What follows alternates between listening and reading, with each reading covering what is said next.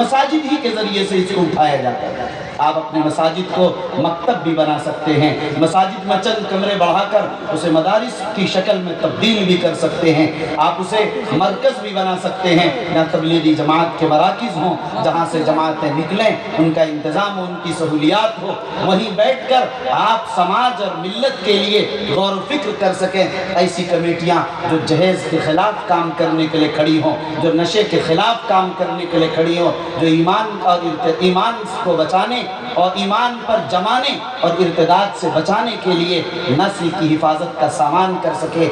ऐसे लोग, ऐसी कमेटियाँ वहाँ तैयार हों जो बीमारों, गरीबों, दबे कुचले, मजलूम तबकात और ऐसे लोग जिनका कोई पुरसान हाल नहीं, जो सूद लेने पर मजबूर, जो रिश्वत लेने पर मजबूर, जो बुराइयां करने पर मजबूर, समाज की इस्लाह की एक टीम भी हमारे यहाँ होनी चाहिए। ये भी मस्जिद से इसका निज़ाम तय होना चाहिए। मस्जिद इसका नहीं कि 5 वक्त नमाज पढ़ी और निकल गए, मस्जिद को 24 घंटा आबाद रखने का निज़ाम बनाएं। और एक बात मैं आप हज़रात से अर्ज़ करूँगा कि लोगों, जिस तरह तबलीगी जमात वाले 2.5 घंटे का वक्त निकालते हैं, मिल्लत के हर इंसान को 2.5 घंटे का वक्त निकालना चाहिए। चाहे वो 2 घंटा दे सकें, 1.5 घंटा, 1 घंटा इज्तिमाइयत के लिए दीजिए। हमारे मकातिब का क्या हाल है देखिए, उसमें मदारिस किस हालत में है, उसकी तरक्की के लिए सोचिए। आपकी मस्जिद के इमाम की क्या हालत है, उनके घर वालों की क्या पोजीशन है, इस तनख्वाह में उनकी ज़रूरत पूरी हो रही है या हमें उनकी तनख्वाहों में इजाफा करना चाहिए। लोग समझते हैं हमें इमाम तो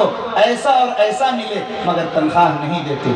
यही नहुसत है कि अररिया या पूरे बिहार से अच्छे उलमा फज़ला बाहर जाकर दीन की खिदमत अंजाम दे रहे हैं, यहाँ नहीं रुक पाते इसलिए कि उनकी ज़रूरत पूरी नहीं होती है। इसलिए आप हज़रात दिल खोल कर उलमा, अइम्मा, मदारिस के असातिज़ा की तनख्वाहों में इजाफा कीजिए और अइम्मा और मौज़िनीन की तनख्वाहों में इजाफा कीजिए, ताकि अच्छे अइम्मा मिल सकें, अच्छे मौज़िनीन मिल सकें, ताकि समाज की इस्लाह का, समाज को फर्श से उठाकर अर्श पर पहुंचाने का और पूरी मिल्लत को और पूरी नस्ल को ईमान पर कायम रखने का ये सामान वही अइम्मा, वही मौज़िनीन कर सकेंगे। लेकिन उसको वो इज़्ज़त, वो अज़मत, वो वक़ार, वो मेयार देना पड़ेगा ताकि वो समाज में, आबादी में आपके साथ रहकर, आप जैसा कपड़ा पहनकर, आप जैसा खा पी कर उसी मेयार ज़िंदगी के साथ रह सकें, ताकि उनकी बात में वज़न भी हो, दम भी हो। इसलिए आप मस्जिद को मरकज़ बनाइए, 24 घंटे का निज़ाम बनाइए और 2-2.5 घंटे का वक्त निकालिए मिल्लत की इज्तिमाइयत के लिए, उनके कामों के लिए। मेरी आंखों ने देखा कि हॉस्पिटलों के बाहर रोज़ाना 50 लोग पैसे न होने की वजह से इलाज के बगैर मर जाया करते हैं, उनकी लाश वापस आती है। कितनी आबादियों में लोग होते हैं सही इलाज न होने, झोला छाप डॉक्टरों के चक्कर में वो बेचारे अपना दम तोड़ देते, वो बेचारी अपनी दम तोड़ देती है।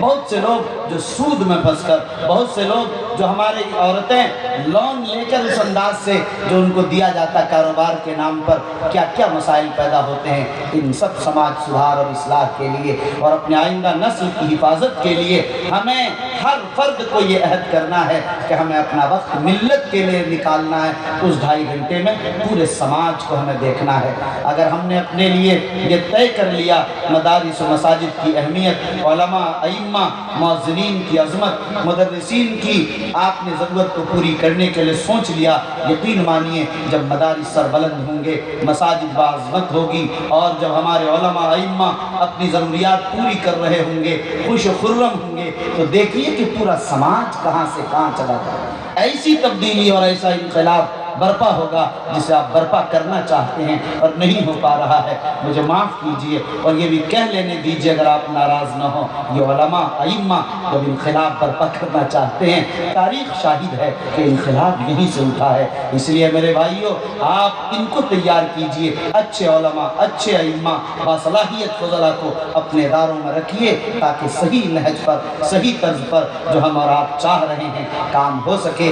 काम न होने की असल बुनियाद यही है। इसलिए दुआ कीजिए कि आज हमारा मुआशरा जिन बुराइयों से दो चार है उससे पाक होकर ہمارا معاشرہ مدینہ منورہ جیسا معاشرہ بنے، اور آج جو مدارس مساجد پر جو حالات آئے ہیں، جو طوفان ہیں، ان سب کے لیے جو کوششیں چل رہی ہیں اس کے لیے بھی دعا کیجیے۔ مدارس بورڈ کے مدارس خطرات کے دہانے پر ہیں، ابھی 609 کوٹی کے مدارس کو اور دیگر مدارس کی سیلریاں روک دی، تنخواہیں روک دی ہیں۔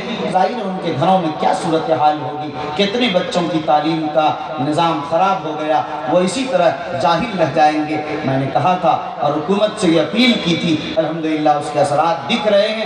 میں نے کہا تھا کہ حکومت اس پر خصوصیت کے ساتھ توجہ دے، کہیں آسام کے مدارس کی طرح اس پر نظر تو نہیں لگانا چاہتے، انہیں چاہیے کہ یہ آسام نہیں، یہ بہار ہے، یہ بہار کی عوام ہے، یہ ظاہر ہے اسے برداشت نہیں کر سکتی ہے۔ حکومتیں آتی جاتی ہیں، کہیں یہی نظام ملک کے نقشے کو تبدیل کرنے کا سامان نہ ہو جائے۔ اس لیے میں کہوں گا کہ مدارس اسلامیہ کو نہ چھیڑا جائے، ان کو اسی حال میں رہنے دیا جائے۔ ہاں اگر ایسے مدارس ہیں جہاں تعلیم نہیں ہو رہی ہے، میں نہیں کہتا، ظاہر اسلام کہتا ہے کہ جہاں تعلیم نہ ہو، بچے نہ آئیں، اساتذہ نہ آئیں، تو تنخواہ اس کے لیے حلال ہے ہی نہیں، جائز ہی نہیں، وہ حرام ہے۔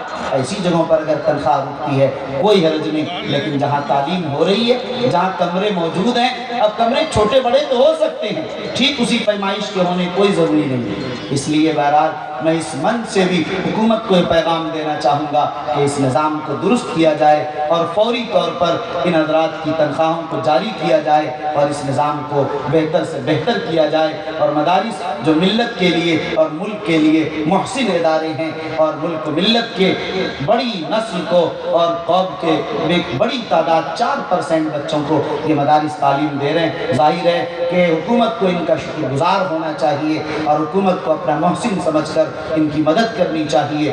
دعا کریں اللہ تعالیٰ حکومت کو صحیح سمجھ دے اور پوری ملت اسلامیہ کو دین کی سمجھ عطا فرمائے۔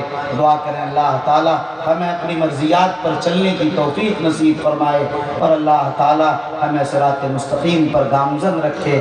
آمین۔ وآخر دعوانا ان الحمدللہ رب العالمین۔